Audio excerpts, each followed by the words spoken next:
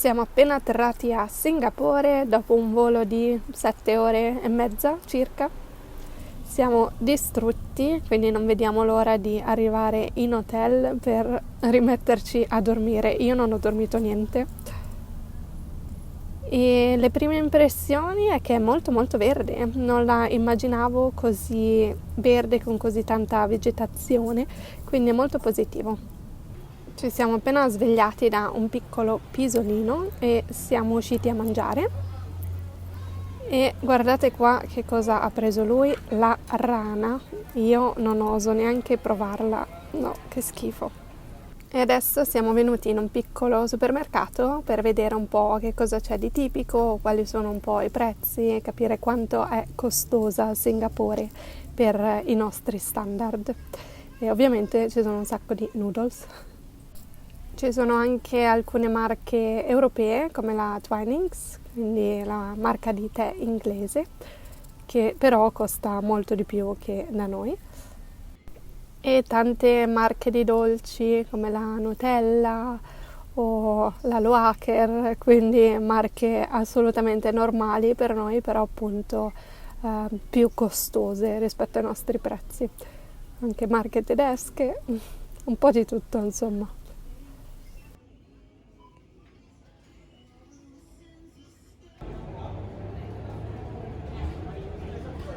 Adesso siamo venuti in centro città per vedere un po' com'è e già vedo miliardi di grattacieli altissimi, è impressionante. Fa un caldo incredibile, quindi rispetto ad Abu Dhabi non ci sono stati miglioramenti per me.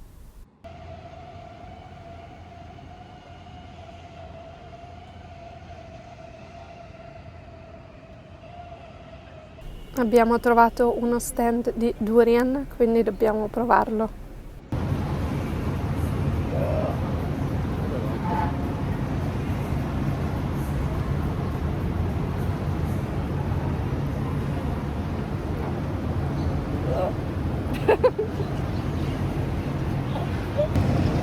Abbiamo provato il durian ed è il no più grande della mia vita. Che schifo. Dobbiamo risciacquarci la bocca da quel sapore orribile, quindi dobbiamo mangiare qualcos'altro. Siamo in questo mercato carinissimo, ci sono stand di 1000 tipi, 1000 nazionalità diverse, quindi sarà una dura scelta. Abbiamo trovato il nostro, abbiamo scelto di mangiare cinese, quindi vediamo cosa troviamo. Non sono sicurissima di cosa abbiamo preso perché la traduzione era un po' difficile, però proviamo. Era tutto abbastanza buono, anche se non aveva un sapore molto forte, quindi era abbastanza neutro. Qua mi potrei sentire a Milano, mi sembra un po' di essere in una zona di Milano.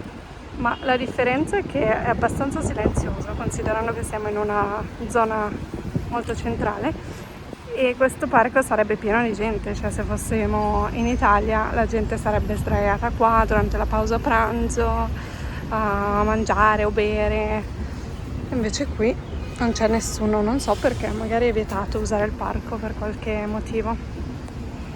E il motivo per cui amo già alla follia Singapore è che tutti i bagni sono gratuiti e puoi entrare in qualsiasi edificio e fare la pipì senza dover pagare l'ira di Dio, come in Germania e in Italia anche, dove bisogna pagare un sacco di soldi per fare la pipì ogni volta e non c'è un bagno gratuito e i bagni non sono nemmeno puliti, e invece qua tutti i bagni sono puliti, sono gratuiti e puoi entrare in qualsiasi momento, in qualsiasi edificio. Adoro. E adoro anche questa idea geniale di poter noleggiare ombrelli sia per la pioggia che per il sole. Siamo in un centro commerciale e c'è un fiume, si può fare un giro sulla gondola, sulla barca, dentro al centro commerciale. Che mondo pazzesco! Non vedevo l'ora di vedere i super trees, gli alberi artificiali, gli alberi finti. Hanno dei pannelli solari sopra che producono energia e hanno anche delle piante vere che crescono attorno, sono fantastici. Ora facciamo una passeggiata nei giardini mentre aspettiamo lo spettacolo serale con luci e suoni di questi super trees. Sarà fantastico, ve ne faccio vedere un pezzetto. Ho dovuto purtroppo togliere il suono, il volume al video per questioni di copyright, però le luci sono bellissime.